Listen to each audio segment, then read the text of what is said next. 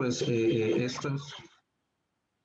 estos 5 temas con los que hacemos este curso introductorio. Empezaríamos hoy con el tema de la protección internacional humanitaria y las acciones que a nivel local y regional se están implementando en estos momentos para la atención precisamente a los migrantes. Continuamos mañana de 2 a 4 de la tarde, es el único día que es en un horario distinto, en donde abordaremos el tema de la condición de refugiado y la solicitud de asilo.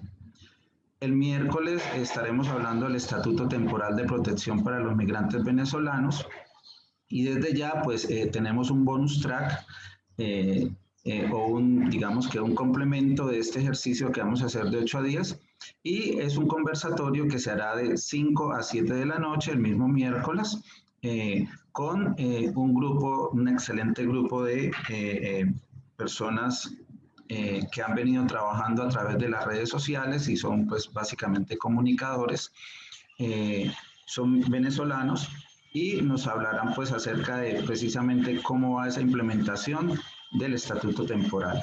Entonces también pues desde ya los estamos invitando y digamos que sería el complemento o el bonus de esta jornada del miércoles. El jueves hablaremos de la regularización migratoria, la nacionalización, la residencia y otros beneficios. Y el viernes estaremos cerrando con el tema ya, digamos que un poquito más individual o concreto acerca de los derechos de los migrantes, en especial en el tema de salud, educación y trabajo. Esta es la invitación entonces que desde ya les estamos cursando para que no perdamos esta oportunidad de conocer un poquito más acerca de este tema que nos toca y de manera importante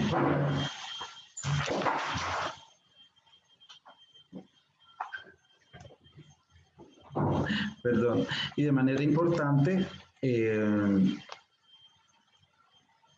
asistir pues a la mayoría, digamos, de las sesiones para poder obtener pues la certificación.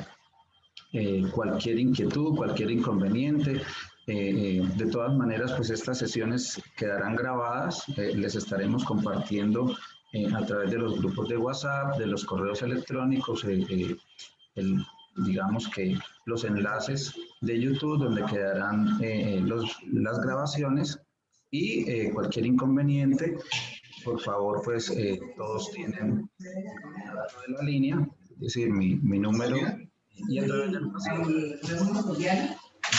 cualquier inquietud, cualquier situación que les impida pues la asistencia a alguna de las sesiones. Entonces, para no dar más esperas, vamos a dar inicio entonces a este curso diseñado pues para los estudiantes de consultorio 4 de la Universidad Industrial de Santander, para todos los asesores del consultorio y para algunos invitados especiales, entendiendo que la importancia de la temática y la necesidad de conocer un poquito más acerca de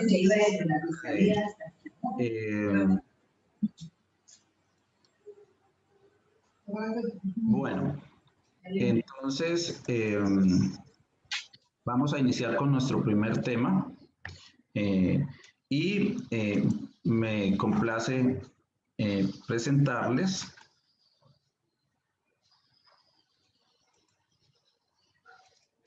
a nuestro exponente del día,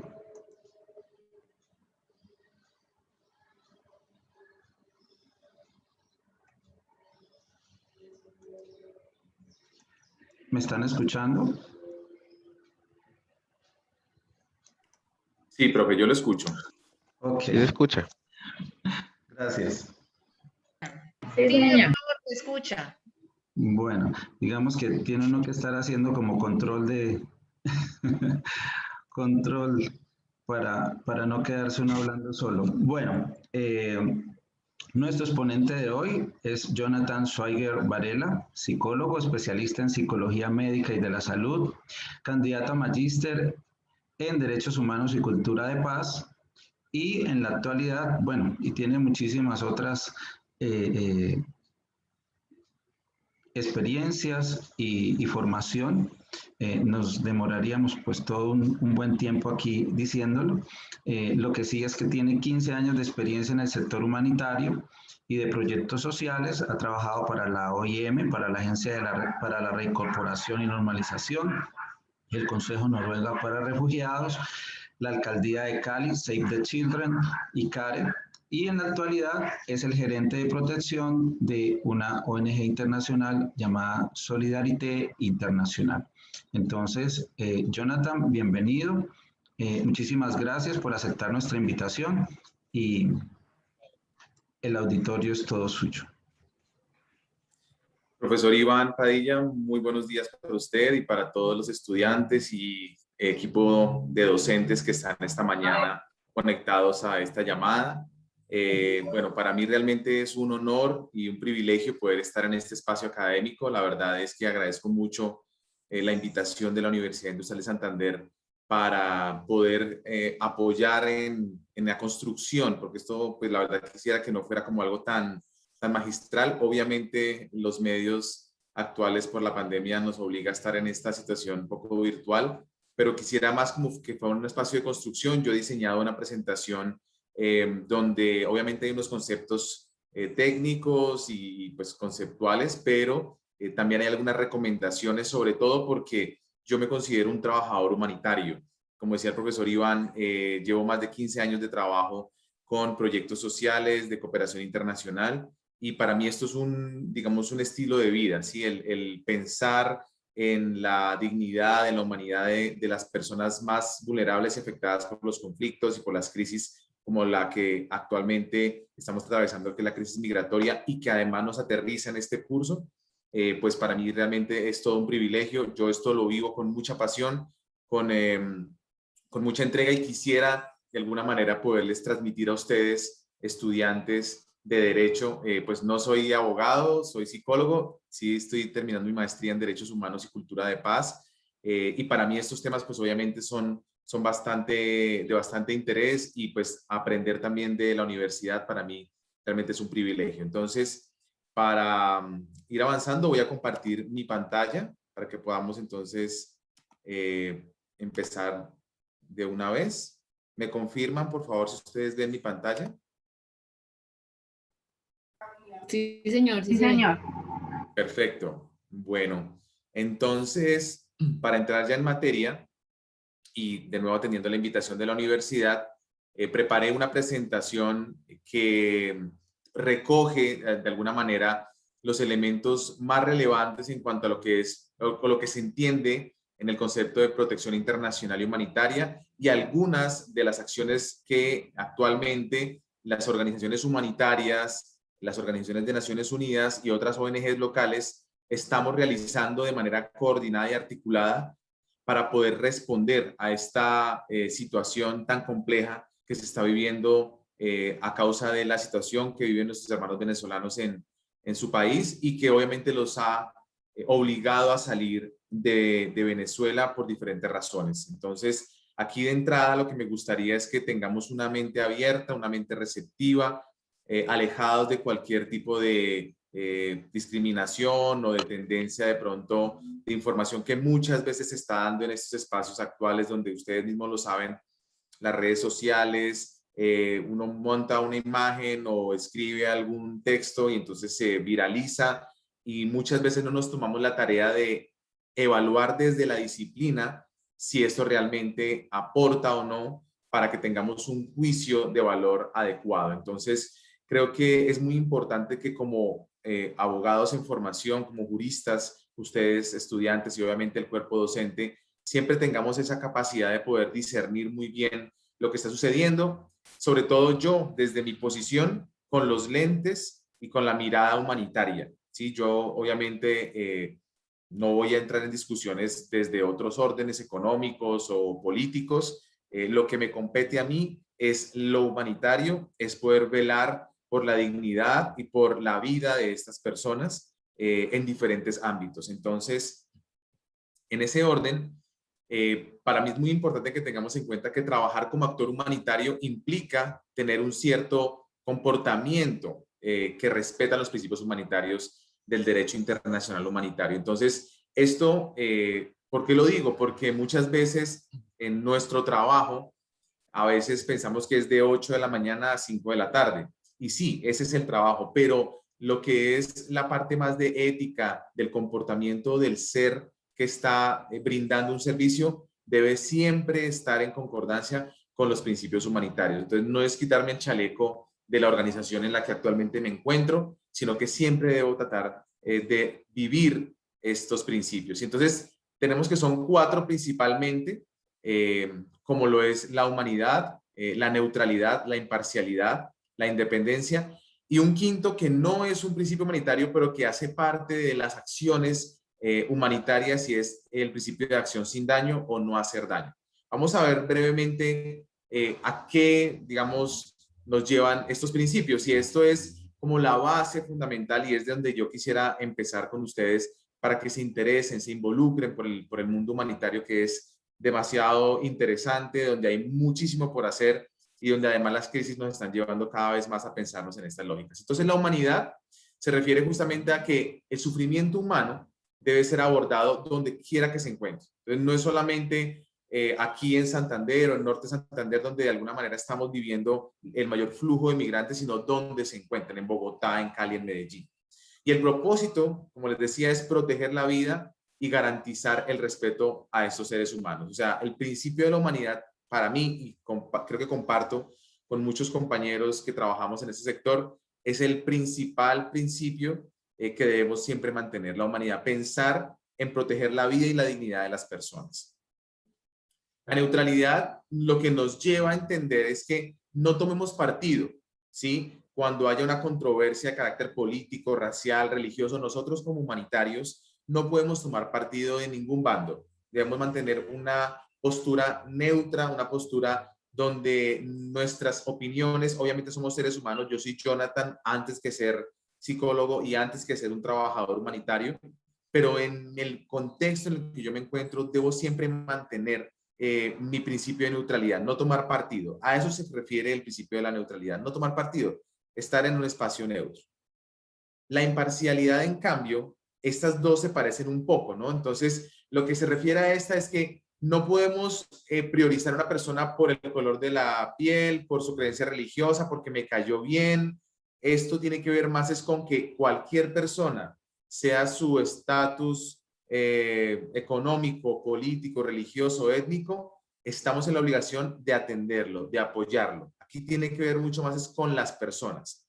La imparcialidad tiene que ver con cómo yo me involucro de una manera indiscriminada a las necesidades de las personas y obviamente atendiendo los casos más urgentes. Entonces, fíjense que hay una diferencia. La neutralidad es no tomar partido en acciones políticas o religiosas y la imparcialidad es que yo debo atender a cualquier persona, sea su condición, no interesa cuál sea.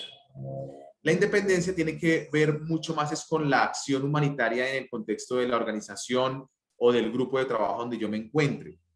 Y eso tiene que ver con la autonomía del mandato de la organización. Entonces, para poner un ejemplo, en la organización que yo me encuentro actualmente, que es Solidarité, tiene unos principios de independencia. Si bien, obviamente, los proyectos y los programas son financiados por donantes, por gobiernos, ¿verdad? Que tienen de alguna manera una agenda, que tienen una forma de interpretar la realidad.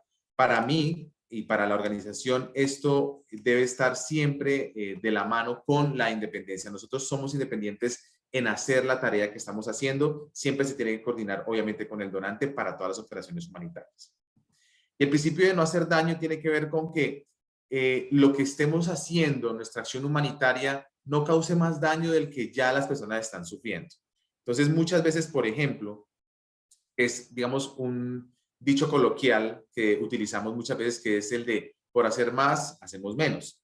Entonces, podemos llegar a una zona donde hubo un desastre natural con frazadas, con kits de higiene, con kits de alimentación, pero resulta que esas personas pues tienen comida, tienen un lugar donde dormir.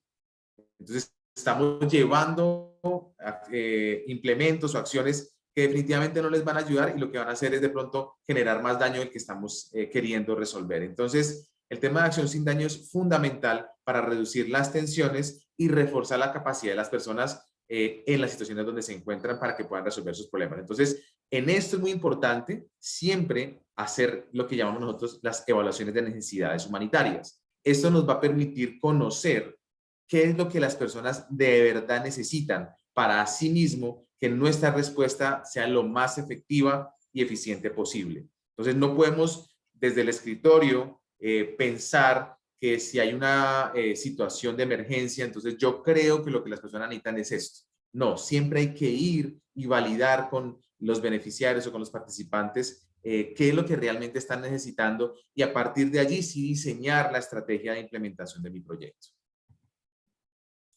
Entonces, digamos, ¿qué es lo que significa la protección? Y esto es, digamos, es muy importante que lo tengamos en cuenta. Hay una definición técnica que es del IASC.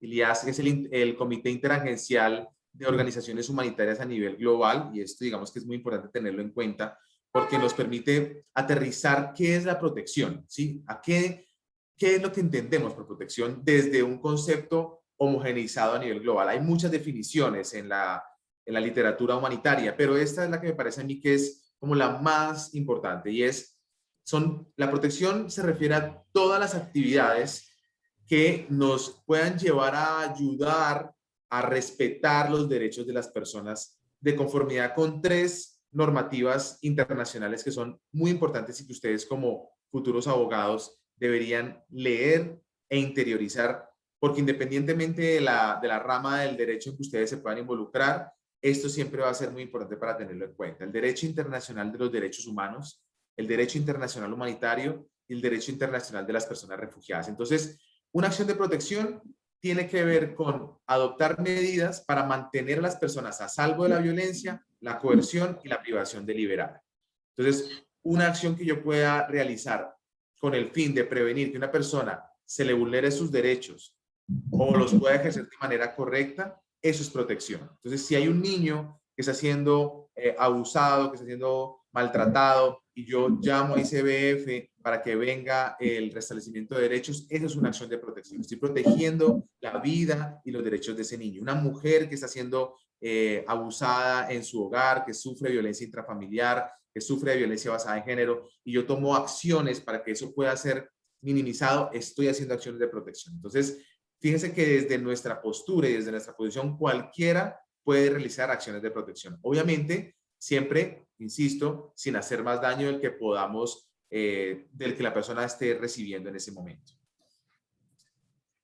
Quería hacer una mención. ECHO es digamos, la oficina humanitaria de la Unión Europea. Y para ellos es muy importante la protección desde un enfoque en necesidades basadas en derechos. Esto les permite a ellos proveer una asistencia a las personas más vulnerables. Entonces, fíjense cómo en esta definición que yo les pongo acá con asterisco, quiere decir que para ECHO siempre va a ser importante tener una evaluación de las necesidades. A partir de allí es que se hace el análisis y se puede plantear entonces qué respuesta efectiva se puede brindar a estas personas para poder así permitir la dignidad de las mismas. Hay 4 principios rectores en la protección y esto es muy importante también que lo tengamos en cuenta, y lo que quise hacer es, digamos, la definición técnica, pero también aterrizada a un ejemplo en la vida real para que lo podamos entender mucho mejor. Entonces, el primer principio es mejorar la seguridad, la dignidad y los derechos de las personas y evitar exponerlas a daños. Entonces, aterrizándolo en el contexto migratorio, que es el curso al cual ustedes están actualmente asistiendo, yo pongo aquí las iniciales TH, esto es transporte humanitario. Entonces, ¿a qué me refiero con esto? Ustedes saben que los migrantes vienen desde Venezuela, desde diferentes estados de Venezuela, caminando. El hecho de caminar a una persona por sí, con su familia, con una maleta, con niños pequeños, una mujer embarazada, un adulto mayor, pues los va a exponer a riesgos de protección en el camino, como son la trata de personas, la explotación laboral, sexual, enfermedades, ahora el tema COVID obviamente también los va a exponer mucho más. Entonces, lo que se ha realizado en los análisis internos de las organizaciones humanitarias es que para evitar justamente que esas personas se expongan a riesgos de seguridad, a riesgos en su dignidad y a que puedan ver de pronto vulnerados sus derechos en el camino, es que no caminen.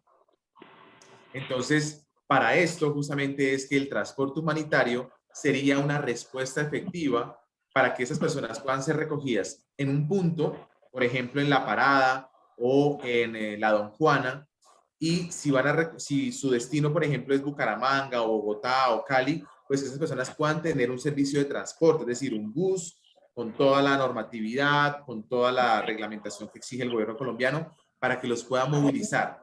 Estamos ahí, ¿qué estamos haciendo? Mejorando la seguridad, claro, porque lo estamos mitigando el riesgo de que se expongan a riesgos de seguridad en el camino.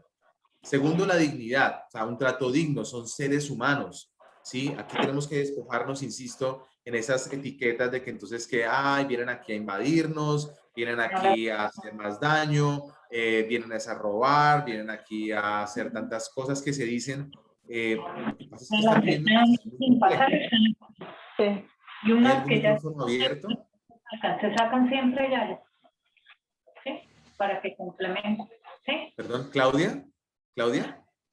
Sí. ¿Sí? Tiene el micrófono abierto, Claudia. Gracias. Entonces, a eso se refiere el primer principio de protección. Entonces, mejorar la seguridad, la dignidad y los derechos de las personas y evitar exponerlas a daños. Para mí, solamente como este ejemplo, el transporte humanitario sería, digamos, ilustrativo para este primer principio. Pero hay muchas más acciones. Hay muchas más acciones. Por ejemplo, el tema de la salud sexual y reproductiva. Una mujer migrante que está embarazada, tiene 7 meses de embarazo, y no ha tenido controles prenatales, porque en el camino, porque en Venezuela no hay atención médica, sanitaria, porque no tiene una regularización para poder acceder a un servicio de salud, pues la estamos exponiendo en su dignidad como futura madre y además le estamos vulnerando el derecho a la salud. Si implementamos con una acción de Cruz Roja Internacional o de otra organización para que le hagan un tamizaje o que le hagan una evaluación prenatal, ahí estamos haciendo acciones para poder, digamos, avanzar en este primer principio. El segundo tiene que ver con velar porque las personas tengan acceso a la asistencia de acuerdo con sus necesidades y sin discriminación. Entonces, es lo que les acababa de decir hace un momento. Entonces, si yo quiero velar porque las personas tengan un acceso a una asistencia de acuerdo con sus necesidades, pues yo debo hacer un análisis de contexto o lo que se conoce como una evaluación de necesidades. Vuelvo al ejemplo. Si yo, está el huracán Iota, ¿sí? Uno pensaría que lo que primero necesitan esas personas, pues es un techo. Claro, eso es algo que parece obvio, ¿verdad? Pero siempre hay que ir hasta la zona para determinar qué otro tipo de necesidades adicionales a tener un techo las personas están requiriendo. Y sin discriminación. Entonces, no solamente atender a las personas que están en el sector, digamos, de mayores ingresos económicos, sino a toda la comunidad en general. Pero insisto, para esto es indispensable contar con una evaluación de necesidades o un análisis de contexto. ¿Qué está pasando? Hacer grupos focales, hablar con las personas, con las autoridades, con los grupos de trabajo humanitario, con organizaciones de base, para hacer asimismo tener una mirada global y poder ser mucho más pertinentes. Este segundo principio tiene que ver con la pertinencia en la atención humanitaria. El tercer principio dice ayudar a las personas a recuperarse de los efectos físicos y psicológicos de la violencia real o la amenaza de la violencia. Entonces piensen ustedes, mujeres y hombres, que estamos aquí en este taller, y pongámonos por un momento en los zapatos de un caminante, ¿sí? Yo como hombre también puedo ser víctima de acoso sexual. Yo como hombre puedo ser también víctima de propuestas de trabajo donde me digan, venga, váyase para aquí, para Catatumbo, vaya a raspar coca, se va a ganar 2 millones de pesos y va a poder usted estar bien. O a mi esposa, para que yo pueda tener una noche de hospedaje con mis hijos, tengo que permitir que el dueño del hotel abuse sexualmente de mi esposa y seguir el camino al otro día. Entonces, ya se han generado efectos y daños físicos y psicológicos en ese hogar. Entonces, ¿yo cómo puedo ayudar como trabajador humanitario para que esas personas se recuperen? Que es lo que hablamos a veces de la resiliencia. La resiliencia es esa capacidad que tenemos los seres humanos de superar la adversidad, pero más allá de superarla, de salir más fuertes de esa situación. Entonces, desde nuestro sector humanitario, y aquí pongo entre paréntesis el sistema de referencia. El sistema de referencia no es otra cosa que un grupo articulado de organizaciones tanto internacionales como del gobierno nacional, para que cuando una persona llega, por ejemplo, en el caso que les mencioné, una mujer que fue abusada, que fue agredida, se siente sucia, se siente indigna con su esposo, siente que tiene que hacer esto para poder sobrevivir, pues se afecta muchísimo en su capacidad de poder superar esta situación. Un sistema de referencia nos permite poder, entonces, si yo como organización tengo solamente el servicio de transporte humanitario, pero yo sé que OIM, Corprodinco, ACNUR están prestando un servicio de apoyo psicosocial, de tamizaje en el tema, digamos, de abuso sexual o de una asistencia humanitaria mediante entrega de efectivo, pues yo puedo referir a estas personas a estas organizaciones para que las puedan atender y asimismo poder mejorar las condiciones de esa persona y se pueda recuperar mucho más rápido. Entonces, no es solamente decirle, no, mire, yo solamente le puedo dar esto y pues lo siento mucho, pero hasta acá llega mi acción humanitaria. No, es saber que hay un grupo de organizaciones. Aquí en Santander ya hay aproximadamente unas 15 organizaciones humanitarias que estamos presentes. En Norte Santander son aproximadamente 49 organizaciones entre agencias de Naciones Unidas, ONGs internacionales y locales que están trabajando. Entonces, si generamos una red, un sistema de referencia para que un beneficiario pueda llegar y acceder a un servicio que le ayude a recuperarse de esos efectos físicos y psicológicos de la coerción o de la violencia, estamos haciendo nuestro trabajo de manera coordinada y como debe ser. Bien, así que esa es una invitación. Obviamente, que es muy importante también para que ustedes lo tengan en cuenta, es la protección de datos de estas personas. Estas personas, por su situación irregular, no ilegal, ustedes como abogados lo deben saber, ellos están en una condición irregular, en un estatus migratorio irregular, no ilegales, nadie es ilegal en el mundo. Estamos irregulares, como, digamos, si yo soy una persona venezolana que no tengo un PEP o que no tengo mi pasaporte o no tengo, digamos, algún documento que me certifique que estoy regularizado en Colombia, pues me voy a sentir amenazado y si me piden mis datos, pues yo me voy a sentir un poquito temeroso de que de pronto esa información la vayan a compartir con Migración Colombia, con la Policía Nacional y pueda ser yo deportado. Entonces, la protección de la información de estas personas es supremamente importante dentro del sistema de referencia.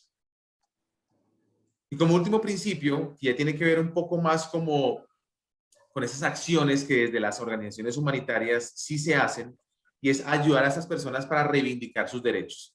No es solamente mitigar los efectos de la violencia o un efecto paliativo frente a alguna necesidad de pronto de salud o de educación o de un medio de vida, sino que realmente se reivindiquen sus derechos. Entonces, para mí un ejemplo fundamental en este tema es el Estatuto Temporal de Protección a la Población Venezolana.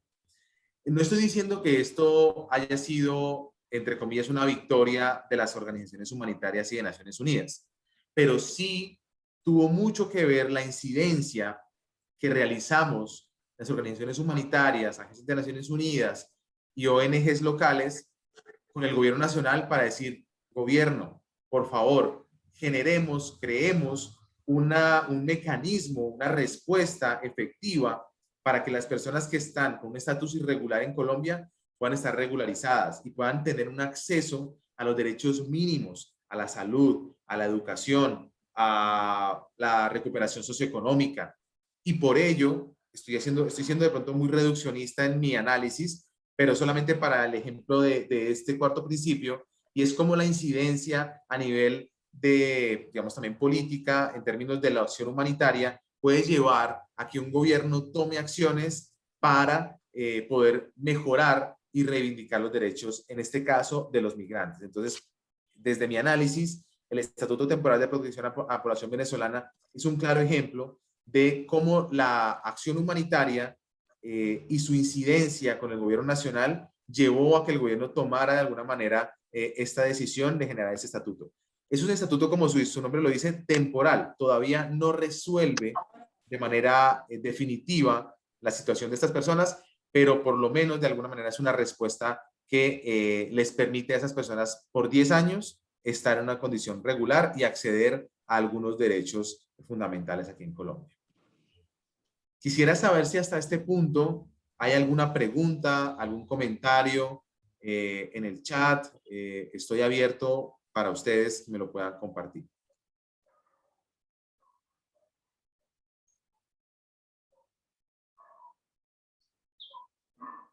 Bueno, el silencio me indica que no, así que voy a continuar. Pero siéntanse en la libertad de poder interrumpir cuando ustedes lo deseen.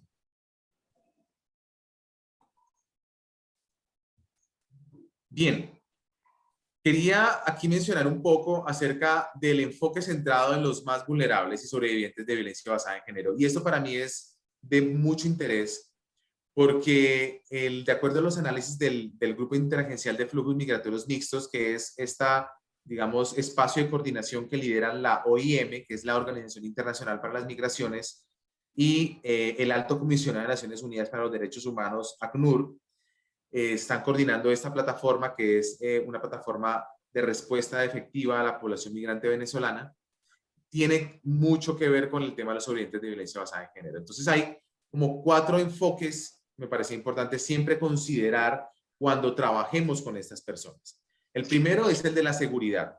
Para nosotros como trabajadores humanitarios, la seguridad de el sobreviviente o la sobreviviente y su familia son el principal objetivo.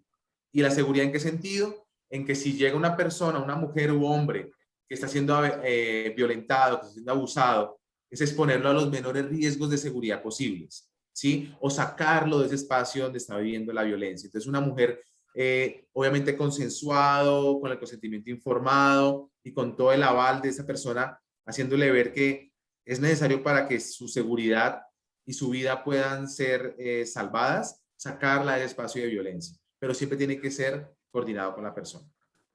La confidencialidad es supremamente importante. Nosotros aquí no podemos entrar en el juego del chisme, en el juego del comentario. Mire, es que esta persona, mire lo que le pasó. Venga, le cuento lo que me acabo de contar esta persona. Mire lo que están haciendo los caminantes. Mire lo que...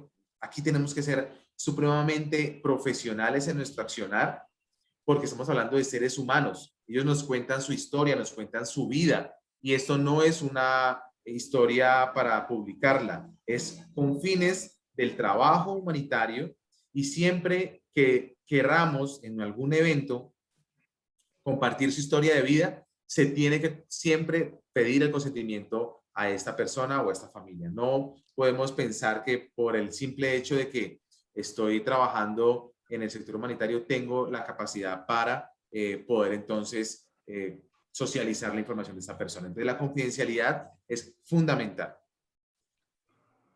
Claramente el respeto. Y aquí el respeto, insisto, es como este pensamiento que es el que para mí es muy importante, y es, si yo quiero que me respeten, pues yo también debo respetar. En la misma medida en que yo quiero que me respeten, pues yo asimismo debo hacerlo. Entonces todas las acciones deben estar guiadas por el respeto a las elecciones, deseos y peticiones de las personas. No crea usted que por lo que usted considera esa persona debería recibir, usted se lo debe dar. No, siempre hay que preguntar a la persona. No podemos partir de la obviedad. Y esto también tiene que ver con el respeto. Y la no discriminación. Esto es fundamental también en nuestra acción humanitaria. Sin ningún tipo de discriminación por temas de edad, de raza, de género, de orientación sexual, podemos impedir o negar la atención humanitaria, sobre todo a las sobrevivientes de violencia basada en género, porque han sido personas que definitivamente se han vulnerado todos sus derechos.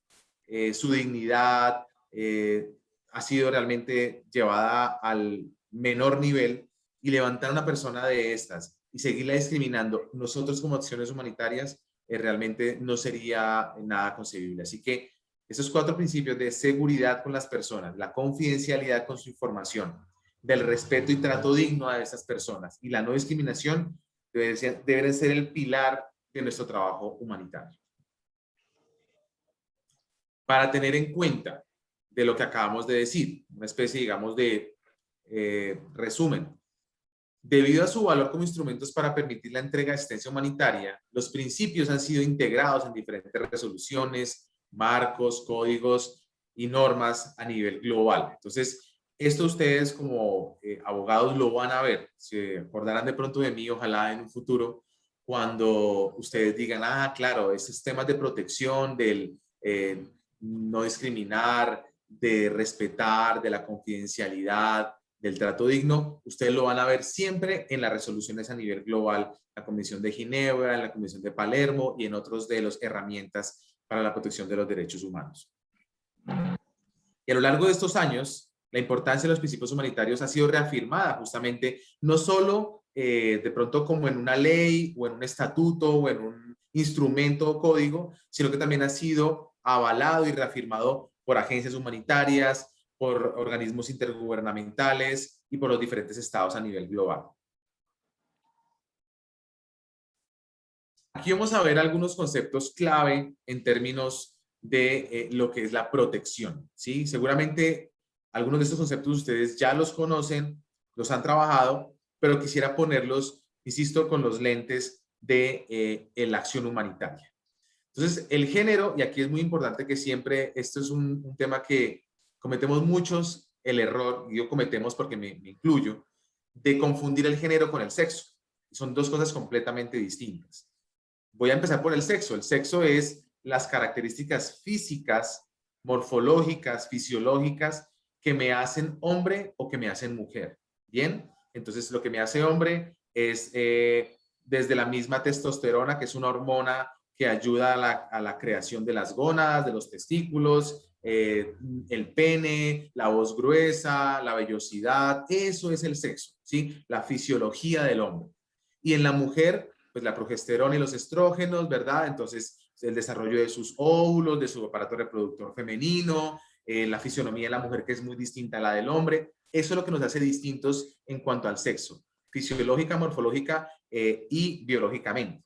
En cambio, el género se refiere a estos conceptos sociales, atributos, comportamientos que cada sociedad ascribe a los hombres o las mujeres. Entonces, yo puedo, si ustedes me ven físicamente, ustedes dicen, bueno, Jonathan es un hombre desde el sexo, pero yo podría identificarme como una mujer porque socialmente he sido y culturalmente he estado, digamos, adscrito a comportamientos y atributos que la sociedad atribuye a las mujeres, ¿sí? O viceversa. Una mujer, digamos, de sexo mujer, puede referirse o identificarse con el género masculino. Y está bien. No partir de la obviedad, insisto, en una pregunta de una base de datos o un formulario, y como yo la veo mujer, entonces yo la voy a marcar de una mujer. No, hay que preguntar siempre, porque yo puedo estarme identificando pues con otro género y eso también está muy bien. La violencia basada en género, justamente, si yo estoy hablando de que el género son todos esos atributos culturales, comportamentales, funcionales, que se le dan a los hombres y las mujeres, pues los daños o afectaciones físicas, psicológicas o emocionales que se le, digamos, que se le accionen a una persona por el simple hecho de ser hombre o mujer, es lo que compete la violencia basada en género. Entonces, no, es que ella no puede salir porque es que ella es la jefa de hogar y ella tiene que estar al cuidado de los niños. Es que él tiene que cambiar la llanta del carro porque él es hombre. Es que yo le puedo pegar a usted porque usted es hombre y usted es un hombre y los hombres no lloran. O usted como es mujer, pues usted puede aguantar y si yo quiero tener sexo con usted, usted tiene que decirme que sí porque usted es mi pareja y usted es la mujer de la casa. Todo este tipo de acciones son violencias basadas en género. O sea, acciones que son, no tiene que ser la violencia sacar sangre ni matar a la persona. Son acciones de daño físico, sexual, psicológico o patrimonial que afectan a una persona por el simple hecho de ser hombre o mujer. La trata de personas, y eso es muy importante también porque todavía se confunde ese concepto de trata de blancas. Trata de blancas existió en su momento como concepto, pero porque se empezó a identificar un delito que era de explotación sexual de mujeres caucásicas o blancas en Europa sobre todo, ¿bien? Pero luego se empezó a dar cuenta la comunidad internacional que los delincuentes, los tratantes, la red de trata de personas, estaban utilizando mujeres, hombres, niños, niñas, adultos mayores, gente de diferentes razas y etnias, con fines de explotación sexual comercial, mendicidad, trabajo forzado, extracción de órganos. Y para que el delito se tipifique como trata de personas, tienen que haber tres características fundamentales. La primera es la captación, es decir, el llamar a la persona y captarla. Entonces, yo como tratante ubico a un hombre, le digo, venga que le tengo una oferta de trabajo súper interesante. Se va a ganar 4 millones de pesos mensuales para trabajar medio tiempo. Es una oferta súper tentadora, ¿verdad? ¿Quién se gana 4 millones de pesos trabajando medio tiempo hoy en día? Entonces yo capto a la persona acepta mi ofrecimiento. Entonces la traigo, le digo, venga, llega a esta dirección. La persona llega. Pero no tengo para el transporte, pues yo lo traslado. Entonces el segundo condición es el traslado. Entonces la primera es la captación. El segundo es el traslado. La persona se puede mover de un lado a otro. Pues bien sea en la misma ciudad, de una ciudad a otra o de un país a otro. ¿Bien? Y la tercera condición es la captación de la libertad, la privación de la libertad, perdón.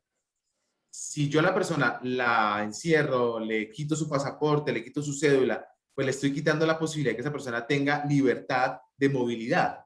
Bien, entonces ahí se tipifica el delito de la trata de personas. La captación, el traslado y la privación de la libertad.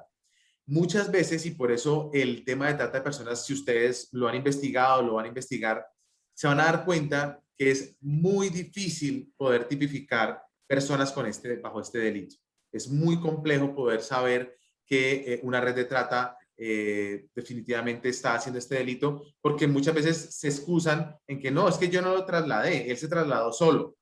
O no, lo que pasa es que yo no le estoy privando la libertad. Yo le dije a esa persona, hombre o mujer, que iba a estar expuesta a una explotación sexual, a una prostitución, o al trabajo en ladrilleras, o a la mendicidad. Entonces, ahí los mecanismos, digamos, jurídicos se empiezan a tambalear y es donde ellos, obviamente, también sacan como toda su experticia y se pueden salir, digamos, libres de esa situación. Ahora, sé que la jurisprudencia en el tema de trata de personas ha cambiado, porque antes el hecho de que la persona supiera a lo que se iba a enfrentar eximía al delincuente del delito.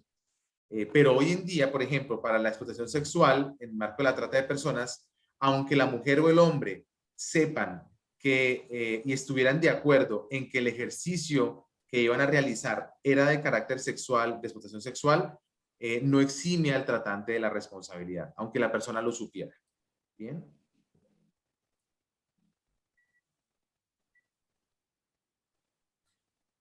Otro de los conceptos que me parecen claves en el tema de la protección es los primeros auxilios psicológicos o el PAP, que llaman, ¿no? PAP.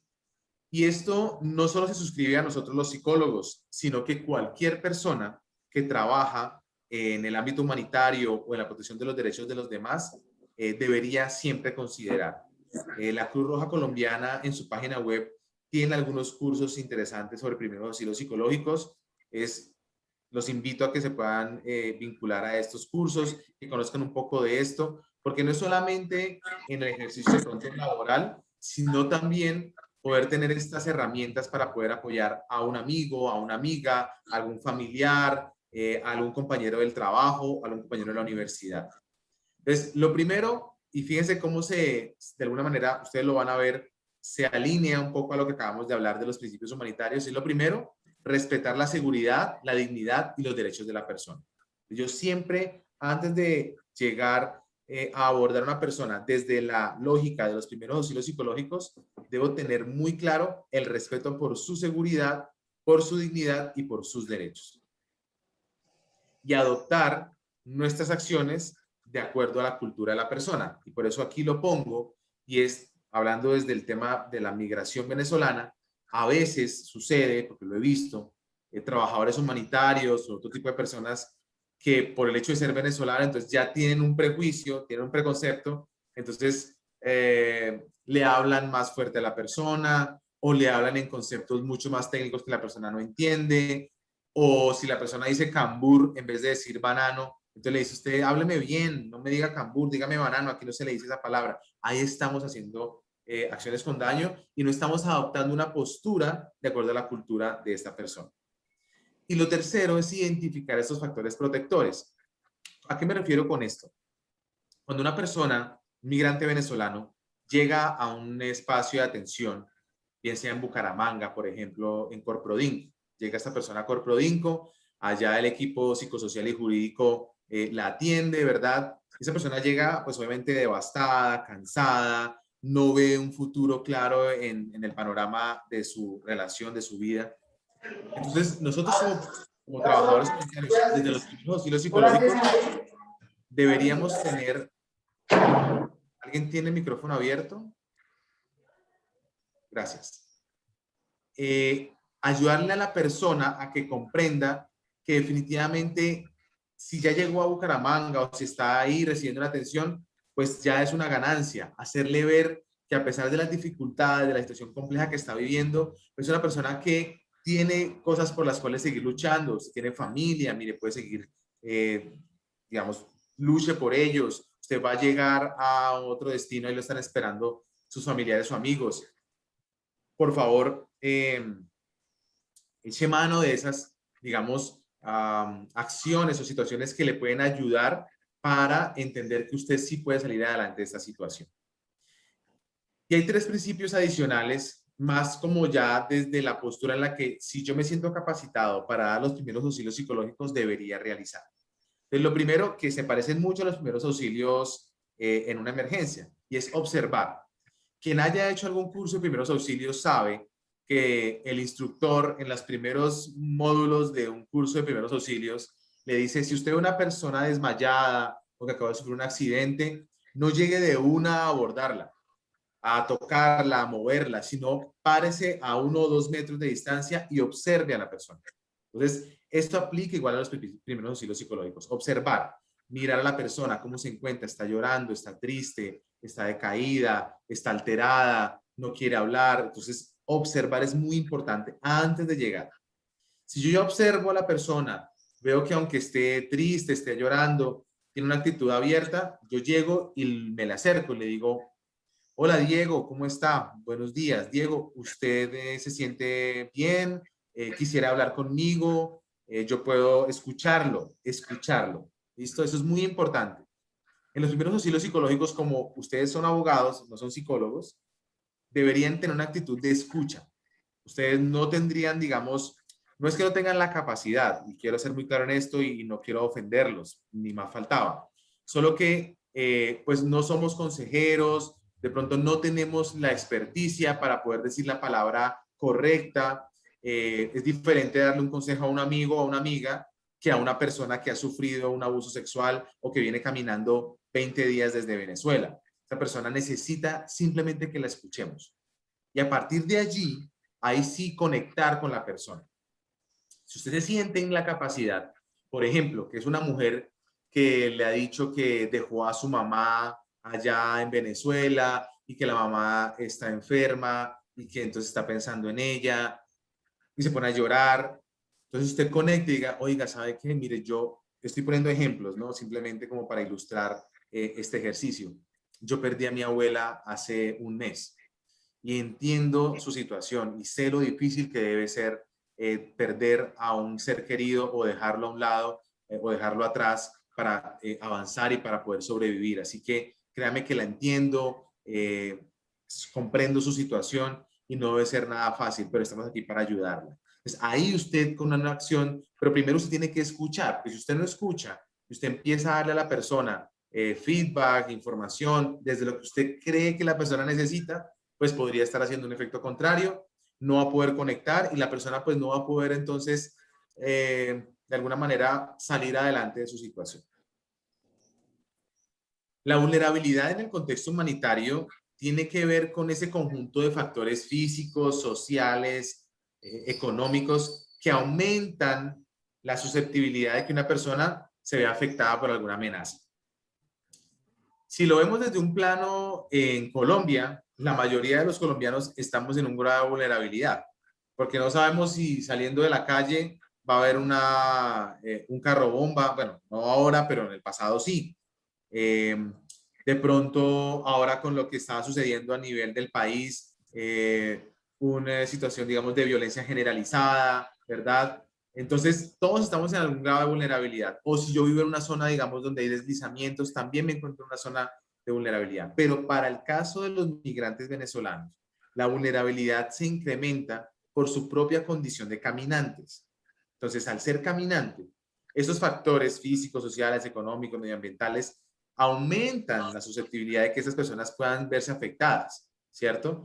La lluvia, el sol, la carretera, el polvo, no tener elementos de protección personal, utilizar un tapabocas que lleva una semana, pues los ponen en un mayor riesgo de vulnerabilidad.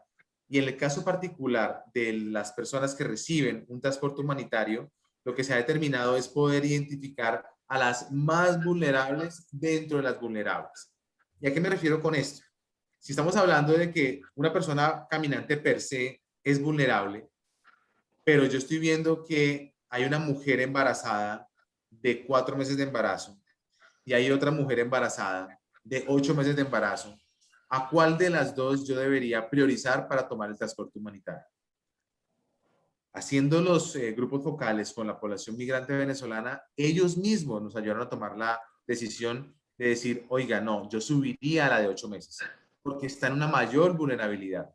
Quizá la de 4 también está expuesta, pero la de 4 meses todavía puede caminar, de pronto alguien le da la cola, es decir, le da un aventón, le hace el autostop y la puede llevar, pero a la de 8 o 9 meses nadie se le, digamos, dice, no, de pronto que tenga el niño en mi carro, o, ¿saben? Digamos, hay muchos factores. Entonces, dentro de eso, el ejemplo que les quiero plantear es ese. Hay mucha vulnerabilidad, pero muchas veces hay que priorizar a las más vulnerables de esas personas que van a recibir una atención humanitaria.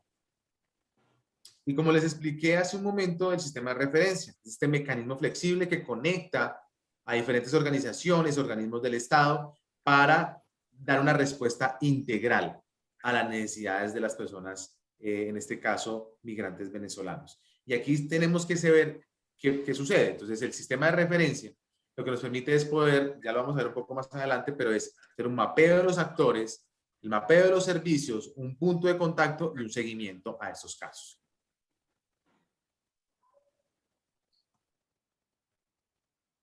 Vamos a ver el sistema de referencia.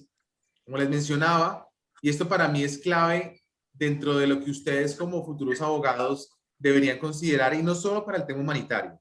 Si estoy hablando de pronto de derecho administrativo, o los que van a hacer litigios, o los que van a estar en el ámbito penal, hay muchas ramas, así como la psicología, sé que el derecho también tiene muchas. Entonces, qué bueno que ustedes desde el enfoque que ustedes le den a su profesión siempre identifiquen una red de apoyo, ¿sí? Una red en la que ustedes a su cliente o a la persona que están, con la que están trabajando la puedan referir en el caso de que ustedes de pronto no la puedan atender. Entonces, en este caso, la identificación es el primer contacto con el beneficiario que tiene la necesidad de protección.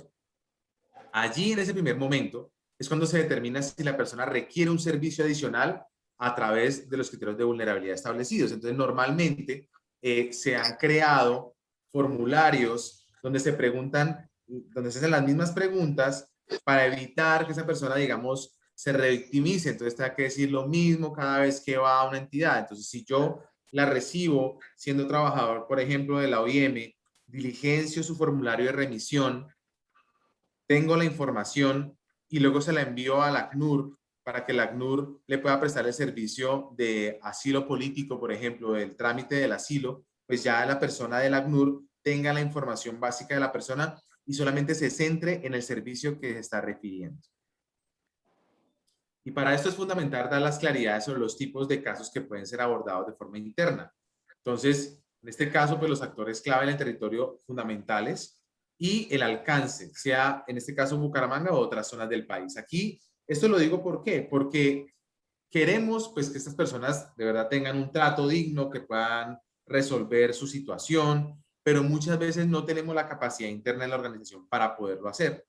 Así que yo tengo que tener claridad de a dónde lo puedo dirigir y que si yo lo dirijo, esa persona reciba el trato que necesita. Eso es muy importante. Es decir, antes de yo enviar a la persona a otra entidad o organización, yo debo validar que efectivamente va a recibir el servicio, que todavía está activo el servicio de apoyo psicosocial, apoyo jurídico, de apoyo económico o la necesidad que la persona tenga. La identificación y registro, digamos que tiene como dos momentos. El primer momento es un momento, digamos, de la identificación a través de una remisión. Entonces, estas pueden ser internas, es decir, que provengan de la misma organización, normalmente las ONGs o agencias de Naciones Unidas tienen varios programas.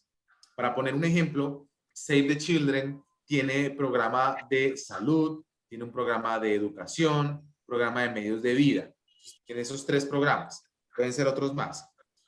Si llega un niño, niña o adolescente al programa de educación, se le da el servicio, pero se identifica que además de ese servicio educativo necesita una atención en salud, internamente los funcionarios de Save the Children pueden remitir a este beneficiario o beneficiaria al programa de salud para que también reciba el beneficio y sea una acción integral. Bien. Ya el tema de la identificación a través de la atención directa puede ser también una remisión externa, es decir, que pueda ser remitida a otras organizaciones donde de pronto yo no tengo la capacidad de responder dentro de los programas que tiene mi organización.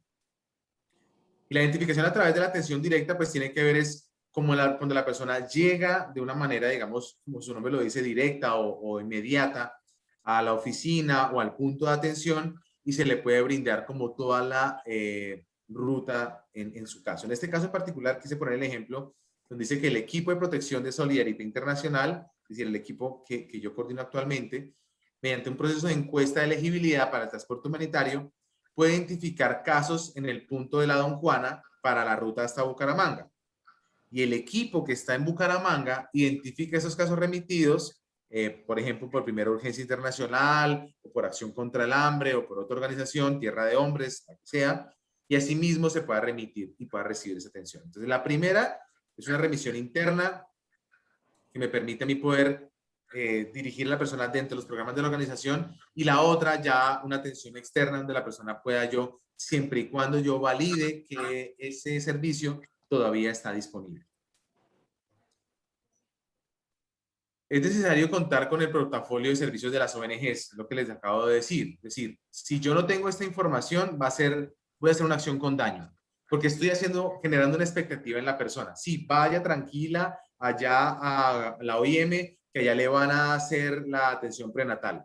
Y resulta que ese proyecto, que era financiado por USAID o por Tetra Tech, terminó hace un mes y yo no me tomé la tarea como trabajador humanitario de actualizar el portafolio de servicios y la base de referencia de las ONGs. Entonces va esa persona allá a la OIM a preguntar por el servicio de atención prenatal y resulta que ese programa había cerrado hace un mes y ya no hay fondos para poderlo continuar. Entonces va la mujer con toda la expectativa, no le van a proveer el servicio y seguramente si hay un sistema de retroalimentación y quejas, pues va a poner su queja a la organización por decir, mire, ustedes me mintieron, me mandaron allá a una oficina donde no hay el servicio que me ofrecieron y pues me hicieron perder tiempo, me hicieron perder un transporte, yo no tengo plata para poder movilizar y bueno, todo lo que puede conllevar el no estar actualizado en los servicios a los que yo remito a los casos vulnerables.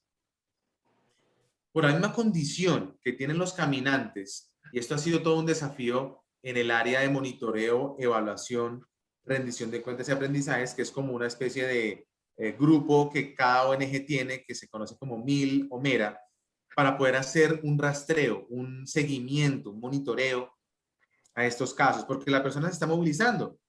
Yo a un caminante hoy le puedo pedir su número de contacto, pero en una semana esa persona vende el celular porque tiene que comer o porque tiene que pagar un arriendo. Entonces, ¿dónde me comunico con ella o con él para saber si el servicio que recibió de parte de mi organización fue adecuado, fue pertinente, fue con un trato digno, le alcanzó para lo que necesitaba? Entonces, hacer el rastreo, el mapeo de esas personas puede ser complejo. Entonces, lo que se ha adoptado en algunas organizaciones y en algunos proyectos, dependiendo del nivel de alcance, es poder hacer lo que se conocen como monitoreos post-distribución o encuestas de satisfacción al poco tiempo de haber recibido el beneficio. Para el caso particular del transporte humanitario, lo que estamos haciendo es hacer la encuesta de satisfacción una vez la persona llega al refugio de Bucaramanga para poder, asimismo, poder saber si el trato fue digno, si el bus estaba en las condiciones adecuadas, si el conductor excedió el límite de velocidad, etcétera. O sea, digamos que se pueden generar varias preguntas para poder justamente conocer la opinión de las personas frente al servicio recibido. Y aquí algunas recomendaciones finales, que me parece, como les decía siempre desde el comienzo, importante que ustedes, mi invitación, insisto, y esto lo hablaba yo con el profesor Iván, y es porque a veces de pronto estamos muy encasillados y me incluyo, porque aquí hago un breve paréntesis y una confesión personal. Cuando yo empecé a estudiar psicología en Bogotá, mi idea de ser psicólogo era tener un consultorio, atender pacientes y etcétera, ¿sí? De hecho, la primera pregunta, no sé si ustedes de pronto en la universidad se las hicieron en el primer semestre, y es ¿por qué quieres ser abogado? Entonces, de pronto la respuesta clásica es, porque quiero ayudar a las personas, porque quiero que se acabe la injusticia, porque quiero crear leyes, porque sí, o sea, hay respuestas entre comillas clásicas. No digo porque sean clásicas no tengan valor, son muy loables. Crear leyes, ayudar a las personas menos favorecidas, a crear justicia social, son principios loables. Pero a veces de pronto tenemos una idea y resulta que en el camino la vida nos lleva a otra. Entonces, si ustedes de pronto, como abogados, tienen la intención de tener su bufete de abogados con algunos compañeros o dedicarse al derecho penal o al derecho constitucional o al derecho económico, la rama que sea, consideren el sector humanitario. Es un sector muy interesante, es un sector, además que particularmente lo digo, es muy gratificante porque es en clave de servicio, ¿sí? Aquí digamos que estamos desprolijos de cualquier, digamos, ego o cualquier situación que me pueda poner a mí como en una posición de estatus, porque estamos sirviendo a los demás y servir a los más vulnerables y en este caso en particular con la población migrante, pero también con nuestra población colombiana. Yo he tenido experiencia con la población desplazada por el conflicto armado, con las comunidades indígenas del norte del Cauca, y cualquier persona merece que podamos trabajar por la resignificación de sus derechos y por la protección de los mismos. Entonces, mi invitación muy personal y pues, insisto, tomándome el atrevimiento de este espacio es a que ustedes se involucren en los mecanismos de la cooperación internacional y de las agencias humanitarias. Les voy a escribir ahora en el chat una página web donde ustedes pueden de pronto ingresar y postular a voluntariados. Hay muchos voluntariados. El sistema de Naciones Unidas para el tema de voluntarios es muy interesante. Ustedes pueden aplicar a estas vacantes que además son pagadas, ¿sí? No son voluntariados, digamos, ad honorem, sino que en muchos casos son pagados y no siempre son aquí en Colombia, pueden ser en África, pueden ser en Asia del Este. Entonces, es una invitación muy personal y aquí cierro el paréntesis. Entonces, los trabajadores humanitarios deben mejorar el uso práctico de los principios humanitarios, especialmente en sus procesos internos de toma de decisiones. Entonces, ¿por qué digo esto? Porque lastimosamente nos puede llevar el ejercicio, digamos, en la costumbre o el creernos sabedores de la verdad nos puede llevar a tomar decisiones equivocadas. Entonces, siempre estar pensando en la humanidad, en la neutralidad, en la imparcialidad, en la independencia y en acción sin daño. Esa debe ser como mi bitácora, mi ruta, mi centro para yo poder trabajar con cualquier persona. Y esto, insisto, no solamente se suscribe a los sectores humanitarios, sino a cualquier rama del derecho.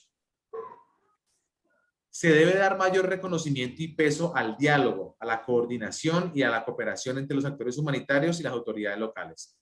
Esto porque en algunas veces, tanto las entidades del gobierno como nosotros de cooperación internacional nos creemos los dueños de la verdad y creemos que porque vamos a ayudar a una comunidad, entonces no vamos a tener en cuenta ni hablar con el alcalde, ni voy a hablar con la policía, ni voy a hablar con el ejército porque es que yo soy humanitario y tengo que salvar la vida de esas personas. No, ahí caemos en un error muy, muy grave, porque antes de ser trabajadores humanitarios nosotros tenemos que siempre suscribirnos a las, digamos, recomendaciones y a los establecimientos del país donde estamos. Entonces, si yo evito el diálogo, evito la coordinación entre mi organización y las entidades del Estado, puede llegar el punto en que la alcaldía, la gobernación, la misma presidencia, diga, no, señores, ustedes no pueden seguir trabajando acá porque nunca se articularon con nosotros. Entonces, fundamental la articulación y el diálogo permanente. A través de un enfoque colectivo, los actores humanitarios necesitan un entendimiento común de los principios que pueda ser entendido en una diversidad de lenguas, culturas y experiencias históricas. Muchas veces, como les decía, y eso también creo que aplica mucho a los abogados, en la maestría que yo estoy terminando, pues tengo la fortuna de tener compañeros abogados, y pues ustedes son muy técnicos, entonces, utilizan muchos tecnicismos, utilizan muchas palabras que son muy complejas de comprender a veces. Entonces, evitar que ese tipo, digamos, de tecnicismos los utilicemos siempre y cuando estemos en un ambiente técnico con otros abogados, perfecto, pero con las personas hay que tratar de ser lo más entendibles posibles, lo más claros, y esto siempre, insisto, pensando en un enfoque colectivo. Las organizaciones deben entender mejor las medidas antiterroristas con el fin de no sobreinterpretar sus disposiciones y las limitaciones asociadas. Esto tiene que ver mucho más como con donde en los países donde hay una mayor acción terrorista, pues en Colombia digamos que todavía tenemos el flagelo del conflicto, pero no como hace 10 o 20 años. Entonces, es siempre cualquier organización humanitaria debe tener en cuenta el contexto de seguridad, ¿sí? Primero, para no poner en riesgo a su personal, y segundo, no poner en riesgo a las personas, a los beneficiarios. Si yo llego a una zona, Argelia, Cauca, y creo que por tener un chaleco de X o Y organización no me va a pasar nada, estoy cometiendo un grave error, ¿sí? Entonces, siempre hay que tener en cuenta las medidas, digamos, de seguridad para ese tipo de situaciones. Los estados donantes deben cumplir sus compromisos en relación a la no politización de la acción humanitaria. Esto es un poco complejo, ¿no? Porque estamos hablando de que digamos, ustedes seguramente conocen a nivel de geopolítica que está el famoso G20, ¿no? Está el G20, que son el grupo de los 20 países más ricos del mundo, pero también está el G7, ¿no? Y el G8 por ahí está con India sumado, ¿no? Porque es esa economía emergente. Es el grupo de los 7 países más poderosos del mundo, en términos militares, económicos, educativos, políticos. Y si ustedes van a ver, o los que trabajan o han trabajado con cooperación internacional, los donantes más importantes son Estados Unidos, España, Francia, Alemania, Noruega, Canadá, ¿bien? Japón. Estamos hablando de países que hacen parte de este grupo y que obviamente tienen sus agendas políticas. Pero cada vez más estos estados deberían estar comprometidos para evitar esta relación ayuda humanitaria política, ¿sí? Para evitar justamente que la acción que se está realizando en un país determinado pues pueda ser vetada porque ese país tiene una política X o Y frente a la acción humanitaria. Los actores humanitarios deben aclarar las percepciones generalizadas en torno a la neutralidad. Esto, como les decía al inicio, es muy importante, porque es que, y ustedes seguramente lo han escuchado, ¿no? No voy a decir de qué partido político, pero a los trabajadores humanitarios o a los que trabajamos en ONGs nos dicen mamertos, nos dicen que estamos del lado de la izquierda, que no queremos el capitalismo, etcétera. O sea, una cantidad de ideas irracionales que no tienen nada que ver con, pues, obviamente con lo que está sucediendo, porque somos neutrales. Y es que la neutralidad, como les decía, es no tomar partido, ¿ya? Es realmente que yo como actor humanitario lo que me importa es la vida y salvaguardar la vida de las personas. Que sea de X partido político o de otro, que sea de esta religión o de otra, eso para mí debería ser indiferente. Y vuelvo y cierro con lo que empecé, y es el primer principio humanitario, que es la humanidad. La humanidad primero. Y debe entenderse en los términos de su implementación y no como una explicación conceptual. O sea, yo aquí les he hablado mucho como de los conceptos, sí, claro, trata de personas, violencia basada en género, pero la humanidad primero tiene que ver con que yo lo viva realmente, con que eso esté interiorizado dentro de mi acervo, dentro de mi psiquis, ¿sí? No solo con el beneficiario, sino con mi hermano, con mi hermana, con mi papá, con mi mamá, con mi novio, con mi novia. O sea, es pensar que es un ser humano que siente, que vive, que tiene miedos, que tiene angustias, que se pone triste, que también se pone alegre, ¿sí? Entonces somos seres humanos, veamos la humanidad en el otro. más allá de pronto de una postura política, económica o racial. Esa es un poco como mi invitación también con ustedes. Y ya con esto, pues entonces doy cierre a mi intervención desde la parte, digamos, que me correspondía y que, insisto, agradezco a la Universidad Industrial de Santander por este espacio que me permite poder llegar a estos estudiantes para hablar un poco de la experiencia del trabajo en protección humanitaria, de lo que se está haciendo actualmente aquí en el territorio, en Bucaramanga, y hablo específicamente de Solidarité Internacional, de Primera Urgencia Internacional, de la OIM, de la ACNUR, de Corprodinco, de ADRA, de Aldeas Infantiles, de la Cruz Roja Colombiana, de Acción contra el Hambre, y de tantas organizaciones que estamos trabajando en diferentes sectores: educación, salud, salud sexual y reproductiva, protección, transferencias monetarias, asistencia humanitaria, transporte humanitario, género. Entonces, se están haciendo muchas cosas, no alcanza realmente porque la necesidad es mucha, las condiciones de pronto son muy adversas para las personas que están actualmente afrontando esta crisis migratoria. Pero pues solamente podemos salir adelante con el concurso, obviamente, de todos.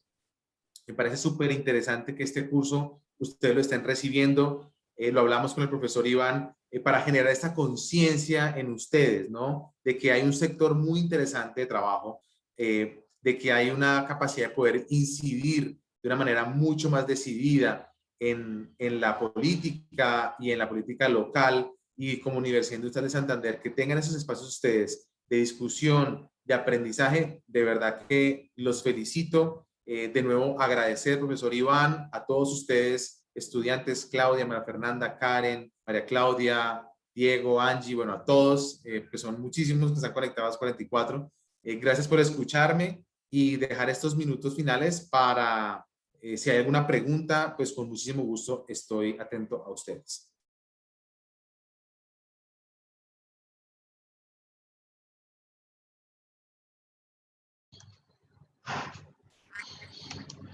Jonathan, muchísimas gracias. Claro que sí, si había alguien que queríamos invitar para que nos contara, pues este ejercicio era vos, con toda esa experiencia en el tema de la protección. Si hay alguna pregunta, por favor, aprovechemos este ratico para aprovechar pues a nuestro expositor de hoy. Aprovechar esa experiencia. Si alguien tiene alguna inquietud, por favor. Sí, Nelly. Buenos días, profe Iván. Bueno, profe, es que yo pues, digamos, escuchando al profe, me surge una inquietud, pero más específicamente frente al Estatuto Temporal de Protección. Yo tuve la oportunidad pues de leer, digamos, el decreto por el cual digamos que se empieza pues a manifestar, y pues específicamente, digamos, la duración, en cuanto pues su mismo nombre lo indica, es temporal. Y pues digamos, con algún acercamiento que tuve con algunos usuarios, bueno, realmente tengo un caso que lo llevo con el profe Iván, y yo sentía que cuando yo le hablaba pues a la señora del estatuto, ella, pues me imagino que también, digamos, en su comunidad, digamos, normalmente las personas en condición de migrantes llegan a la ciudad y pues entre ellos también se apoyan y hacen grupos y demás. Entonces ya me decía que pues que le interesaba mucho todo lo que yo le decía, pero que tenía miedo porque ella, pues digamos que dentro de los grupos que ellos, pues por decir así, se ayudaban entre ellos acá, pues tenía miedo de que, digamos, yo la metiera en todas estas bases de datos y digamos, fuera más fácil la deportación.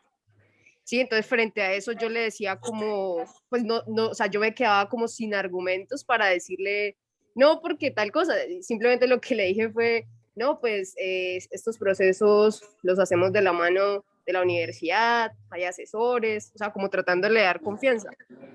Pero sí realmente me quedó esa duda y pues quería de pronto manifestarla frente a lo que el profe decía del estatuto, frente, digamos, a la vigencia porque, digamos, hay una parte del estatuto en donde específicamente pues da los años, pero digamos dice puede ser prorrogable o simplemente pues puede ya dejar de entrar en vigencia, entonces como que pronto no hay una fecha segura.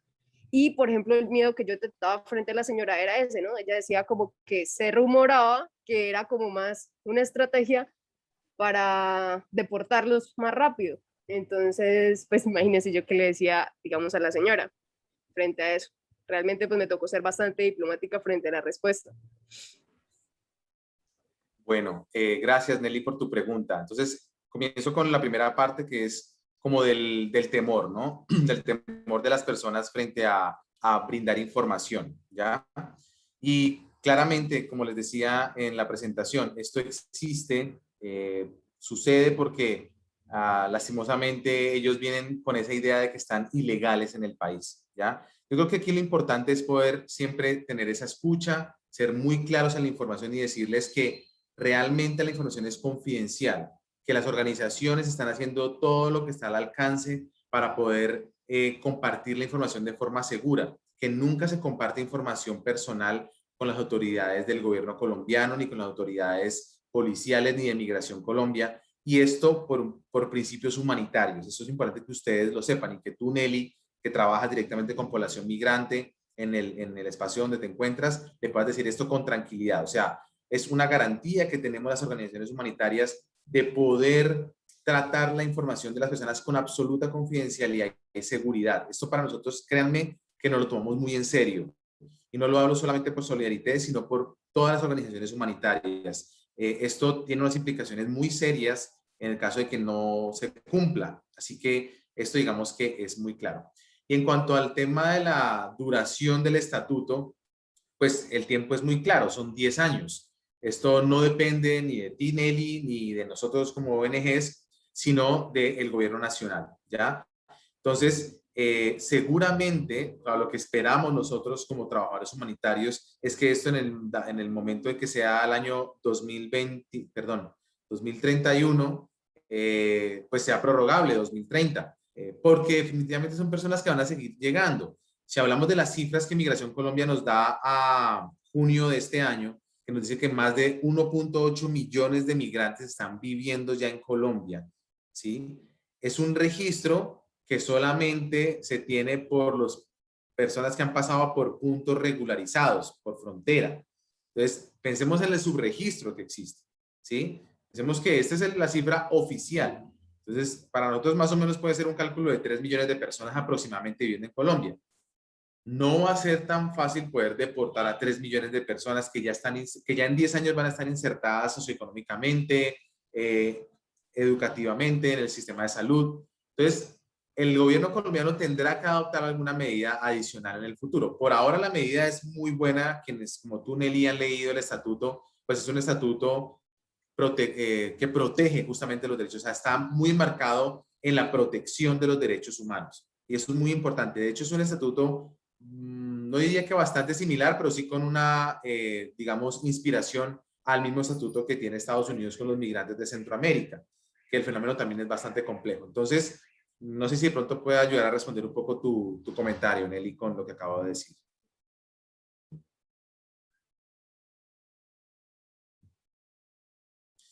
Y Sí, Karen, profe. Sí, señor, profe, sino que digamos, por ejemplo, lo que yo pues más o menos intenté como decirles a la señora y ella me decía que era muy difícil, o sea, digamos, porque por ejemplo para tener la visa R, creo que es, se tiene que tener el requisito aprobado del permiso especial, se me olvidó la sigla, qué pena, profe. El PEP. Ese. Entonces, pues digamos que entre ellos se comenta pues que realmente, digamos, de 20 que empiezan a hacer como los requisitos, se los dan por ahí a 2 personas, así. Entonces, realmente sí he encontrado es como ese miedo, por ejemplo, a brindar datos, a brindar direcciones de donde viven. Es bastante complejo, digamos, Sí. ganarse la confianza de las personas, sobre todo, pues, personas que han sido lo que su merced comentaba también, ¿no? Engañadas, digamos, con trabajos, con ayudas, que en últimas terminan, digamos, aprovechándose de ellos en algunas situaciones, no solamente psicológicamente, sino que, digamos, por ejemplo, en mi caso la señora trabajó y no le pagaron, por ejemplo. ¿sí? Entonces sí, la desconfianza es bastante fuerte y uno a veces como abogado pues no cuenta con las herramientas, digamos, por decirlo así, si se puede decir psicológicas, como para brindar esa confianza. Y más pues digamos a veces en estos espacios virtuales o por ejemplo de teléfono, ¿sí? Entonces es Sí, bastante complejo. no, claro, y se los mencionaba, es muy difícil realmente, hasta para uno con psicólogo, como con todas las herramientas que pueda tener, entre comillas, persuadir a la persona. Pero aquí lo importante, y creo que algo que me ha funcionado mucho a mí y a los equipos con los que yo he trabajado, es siempre darle a la persona la, digamos, como se dice, darle la batuta. Es decir, usted tiene el poder, usted decide si nos da la información o no. ¿Ya? Entendemos su miedo, entendemos su angustia, entendemos de pronto las prevenciones que pueda tener, pero créannos que nosotros estamos haciendo todo lo posible para que la seguridad suya sea lo más importante, para que la confidencialidad de la información sea lo mejor posible, pero usted al final del día es quien decide si desea darnos la información o no. Así que tómese su tiempo, piénselo tranquila. Solo lo que le puedo decir es que va a ser tratada con absoluta confidencialidad. Esa puede ser una forma en que la persona diga, ok, me está dando la posibilidad de decidir. Si yo puedo, porque a veces por querer ayudarla, no, pero venga, dame sus datos, es que le podemos ayudar, mire, la va a poder remitir, pero necesito la información. Entonces la persona ahí puede sentirse como un poquito acosada. Si yo suelto un poquito ese control, seguramente puede ser más fácil que la persona nos pueda ayudar a dar la información. Muchas gracias, Jonathan. Antes de, si hay alguna otra pregunta, por favor, para que la vayamos preparando y ir cerrando la sesión, les invito a que dirigenciemos el formato Dice 3. en el formato en el chat para la asistencia, por favor, antes de que se retiren, para que diligenciemos ese formato, por favor, que no lo habíamos colocado desde el principio, pero bueno, ya está y porfa, para que lo diligencien y tengamos pues la certeza de la asistencia para efectos de la certificación. ¿Alguna otra pregunta?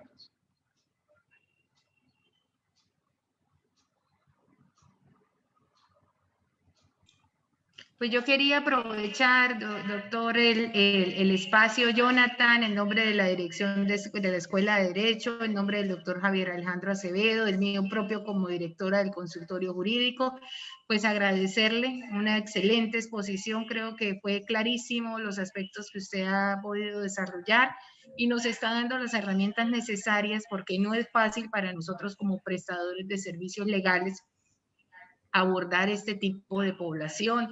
Son muchas variables, son muchas sensibilidades las que están ahí en juego.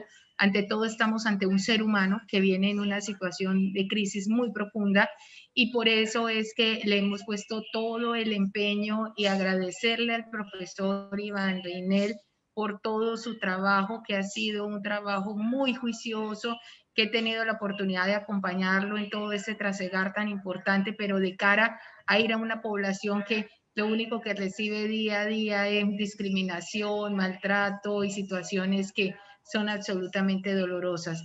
Lamento profundamente los niños es una población que va allí, sus hijos, todos los hijos de los migrantes están en unas condiciones muy complejas y por eso es que toda esta situación nos lleva a que nos pongamos en los zapatos ajenos.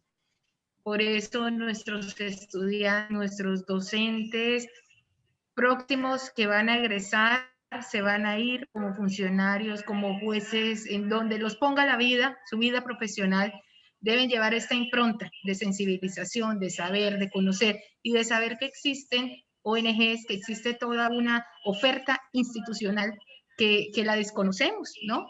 Que la desconocemos y nosotros somos replicadores también de toda esta oferta de servicios que lo necesita toda esta población. Sin más, agradecerle, Jonathan. Muy importante, me pareció muy clara su exposición, agradecerle y muchas gracias y muchachos, los animo, docentes, los animo a que sigamos en esta capacitación que es absolutamente importante. Todo lo que aprendamos es vital, pero más aún cuando podemos llegar a población que lo necesita, personas, seres humanos, y de eso se destaca nuestra Escuela de Derecho. Los derechos humanos son estos, y si los materializamos, si transformamos estas situaciones, estas realidades de esta población, creo que realmente estamos materializando ese compromiso social tan importante. Muchas gracias, doctores. Clara Inés, muchas gracias a ti por tus palabras. Me alegra que haya sido clara la exposición y pues ojalá también haya sido así para los estudiantes. Estoy a su servicio. Les acabo de escribir en el chat, digamos, la primera, que es la de unjobs.org, que es esta plataforma donde tanto agencias de Naciones Unidas y otras ONGs a nivel global están subiendo convocatorias para voluntariados o para trabajos humanitarios en el mundo. Revísenla, como decimos vulgarmente, cacharréenla, métanse, apliquen a convocatorias, pues una vez ya obviamente obteniendo el título, o algunas que no piden el título, sino que sean estudiantes de últimos semestres de Derecho y tal, puedan explorarlo también.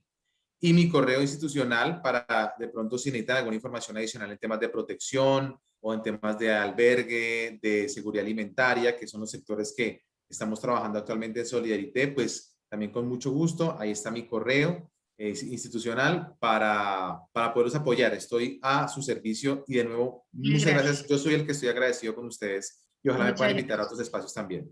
Bienvenido. Siempre estará abierta esta casa para usted. Muchas gracias. Claro que Henry sí. iba a preguntar algo. Sí. Sí. Buenos días. Sí, buenos días. Apreciados doctores, ¿cómo están? Doctor Jonathan, doctora Clara Inés, doctora Iván, a las directivas de la universidad, muchísimas gracias por esta conferencia tan interesante. Yo pertenezco al área de Derecho Privado del Consultorio Jurídico. Estaba muy interesada en tener plenos conocimientos, ya los había escuchado. Para mí fue enriquecedora la conferencia. Agradezco muchísimo este espacio brindado a todos los docentes del área del consultorio. Espero poner un granito de arena y tratar de ayudar a la gente que recurre a nosotros con todas las preocupaciones. Muchísimas gracias, muy amables. Gracias, doctora Laura, muy amable. Muchas gracias. Bueno, si no hay más preguntas, entonces pues terminamos aquí esta primera sesión. Muchísimas gracias, Jonathan.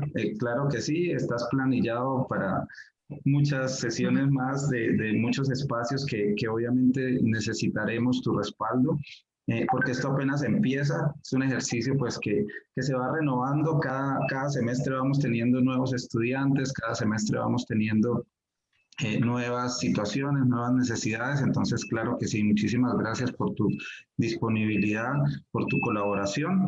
Doctora Clara, muchas gracias por permitirnos este espacio también.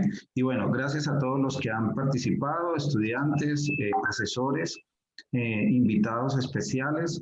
Les invito entonces para que continuemos con nuestra segunda sesión mañana de 2 a 4 de la tarde, donde hablaremos acerca de el tema del refugio, de la solicitud de refugiados, de la condición de refugiados y la solicitud de asilo o refugio.